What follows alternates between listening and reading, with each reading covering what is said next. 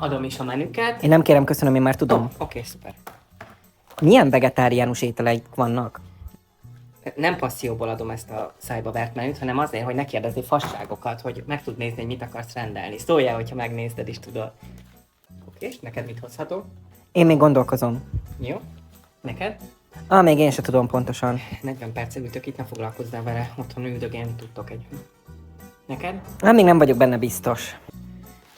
Jó, neked? Kaphatok még egy-két percet? Jó, akkor egy másfél óra múlva visszajövök, amikor így burultok, pusztultok az éjségtől, meg a szomjúságtól, jó lesz?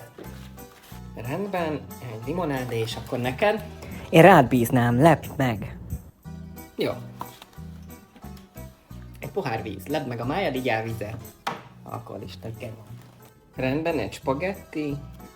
Okés. Én azt szeretném kérdezni, hogy a túros dereje mivel van töltve? Mármint, hogy mi a töltelék. A túros dereje mi van töltve? Igen. Az Isten a rojtos faszát belegyűrte azzal. Egy palacsinta erdei gyümölcsökkel. Egy olyan kérésem lehet, hogy a málnát azt ki tudnátok magozni nekem? Persze, nagyon szívesen, hogyha megszámolod, hogy abban a mákos derejében, amit most zabálsz, hány mákszám van, akkor nagyon szívesen kimagozom neked. Oké, egy vodka martini. Én is azt szeretnék kérni, csak egy kicsit erősebbet. Szóval egy dupla vodka martinit írja? Nem, lehet a sima, csak egy picit erősebb, mint az övé. Hát az az erősebb, a dupla vodka martini.